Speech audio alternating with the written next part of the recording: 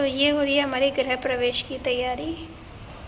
ये सर्वतो भद्र सर्वतो भद्र भगवान नारायण। और वो जो आपने पंडित जी बनाया वो 64 योगिनी। 64 योगिनी। और आप जो पंडित जी बना रहे वो हम बना रहे हैं नवग्रह। अखिल ब्रह्मांड में सबसे ज्यादा जो कार्य करते हैं पूरे ब्रह्मांड की नियामक नवग्रह देवता।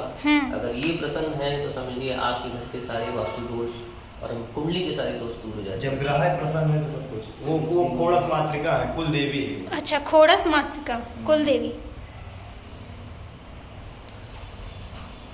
तो कल हमने जो गौरी गणेश की पूजा की थी, सबसे पहले गौरी गणेश का ही आवाहन सारी वैदिक पूजाओं में होता है, जिससे आपके कार्य के मांगलिक कार्य के सारे विघ्न दूर होते हैं। क्योंकि गणेश जी को प्रथम पूजन का आशीर्वाद मिला है।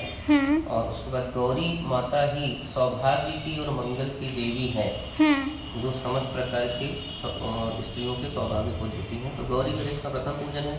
कलश में ब्रह्मा विष्णु महेश जी का वास माना जाता है। ऋग्वेद यजुर्वेद सारे वेदों का वास माना जाता है। ब्रह्मा विष्णु महेश। गंगा जमुना सरस्वती मतलब सारी तीर्थ नदियों के जल का भी उसमें आवाहन होता है। और उन्हें इंद्र से भी जोड़ा गया है, इसलिए कलश गौरी गणेश इनकी प्रथम पूजा। उसके बाद षोडश मातृका, चतुष्ट योगिनी, सर्वतोभद्र, इसमें नारायण जी की संपूर्ण पूजा है। और फिर आते हैं नवग्रह जी। कलिकाल में वैसे नवग्रहों को ही सबसे ज्यादा आधिपत्य दिया गया था कि कलिकाल में इनका ही सर्ववास करेगा, खासकर शनि, राहु और केतु, जो कि कुंडली में 7.5 लगा देते हैं। राहु की मानसा, केतु की मानसा काफी दिक्कत करती है मानव जीवन में। अगर ये प्रसन्न है तो जितने प्रकार के सुख कहे गए हैं उपलब्ध हो जाते हैं। तो वैसे पहले जो पूजा होती थी, गृह प्रवेश होते थे, उसमें 3 दिन लग जाते थे, 3-4 दिन।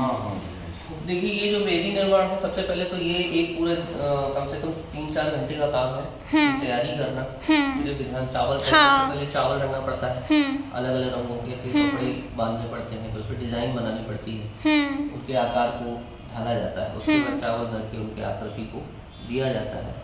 तो उसके पश्चात अब 4-5 घंटे का एक दिन तो ये काम हो गया। उसके बाद अगले दिन से सबकी प्रतिष्ठा है इसमें विधि वैदिक मंत्रों से, जो हमारे यजुर्वेद है उन मंत्रों से इसकी सबकी प्रतिष्ठा है।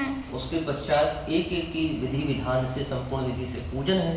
इसमें माता दुर्गा सप्तशती का भी पाठ है, इसमें रुद्राभिषेक भी है। और सबसे ज्यादा जो कम समय का उपाय हम लोग अपनाते हैं वो सत्यनारायण पूजन। इसमें शालिग्राम नारायण जी की भी बहुत अच्छे से विधि विधान से पूजा है।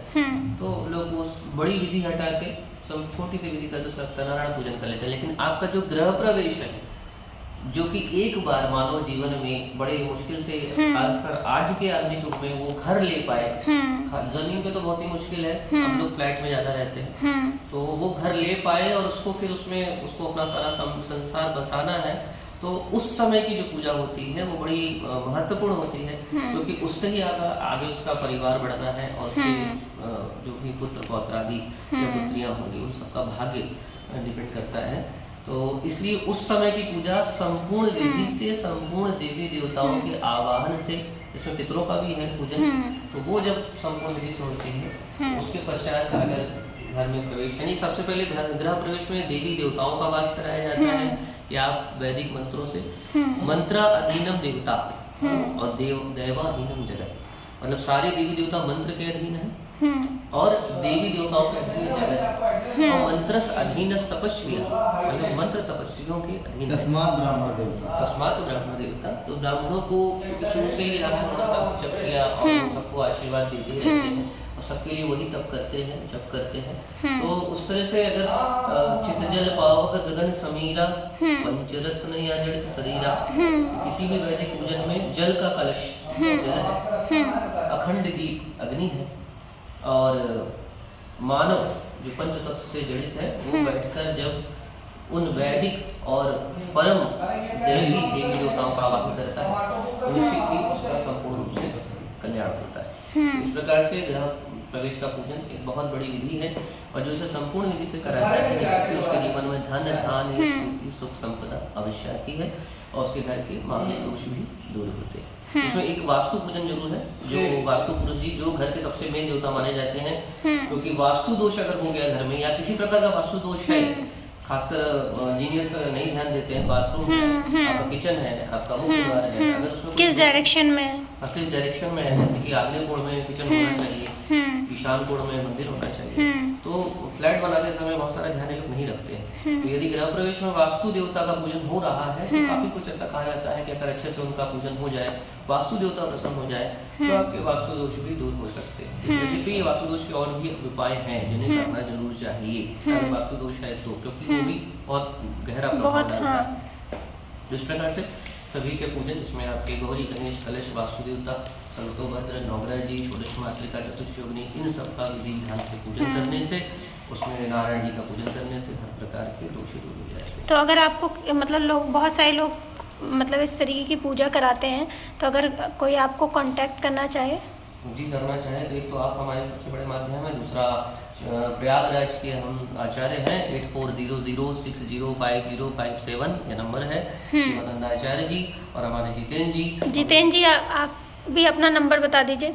चले अभी हम बात करते हैं। ठीक है। तो अभी जैसे प्रयागराज में हम लोग स्थित हैं, को कही सके प्रयाग प्रभाव, सारे तीर्थों का राजा प्रयाग है। और ऐसा कहा जाता है कि कोई अगर केदारनाथ या जगन्नाथपुरी में कोई अपराध हो जाए किसी से, तो वो जाकर जो है हरिद्वार में क्षय कर सकता है। हरिद्वार में कोई अगर उससे अपराध हो रहा है जो कि तीर्थ है, तो वो काशी में जाके क्षय कर सकता है। अब काशी में अगर अपराध हो जाए, जो काशी भगवान शिव की संपूर्ण नगरी है, अगर वहां भी अपराध हो जाए तो सारी जगह का, पूरे ब्रह्मांड संसार का अपराध भी अगर क्षय करना हो तो उसे तीर्थराज प्रयाग आना पड़ेगा, क्योंकि सारे तीर्थों के राजा वो प्रयागराज जी हैं। जिनको सारे तीर्थ अपना कर देने जाते हैं या उनको प्रणाम करने जाते हैं। कब जाते हैं? माघ मकर जब रविगत होई, तीर्थ राजाओं सब कोई। जब मकर राशि में सूर्य जी का प्रवेश होता है तो सारे लोगों के लिए लिखा है कि वो सब वहां जाएं और वहां जाकर भगवान सूर्य को अर्घ दें। खासकर ये भी लिखा है कि कौन कौन जाएगा, देव धनुज दानव के नर श्रेणी, सकल सादर मज्जे त्रिवेणी।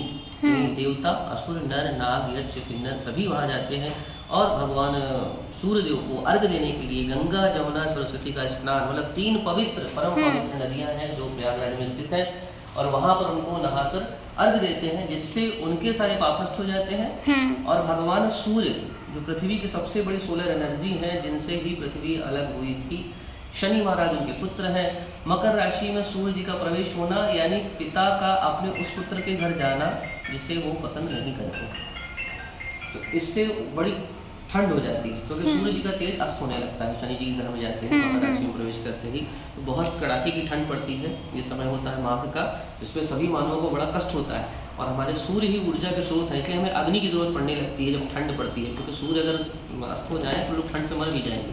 तो उस समय लिखा है जो सूर्य भगवान को पवित्र नदियों का देगा, जल देगा, उससे महापुण्य प्राप्त होगा और भगवान सूर्य पुनः अपने तेज में आ जाएंगे और पृथ्वी के सारे संकट दूर होंगे। इस प्रकार से सभी तीर्थराज प्रयाग में आते हैं और काशी में उसके पश्चात जाकर दर्शन भगवान भोले बाबा करते हैं, जिससे मृत्यु का संकट भी हो तो वो दूर हो जाता है। जय जय सीताराम। जय जय सीताराम।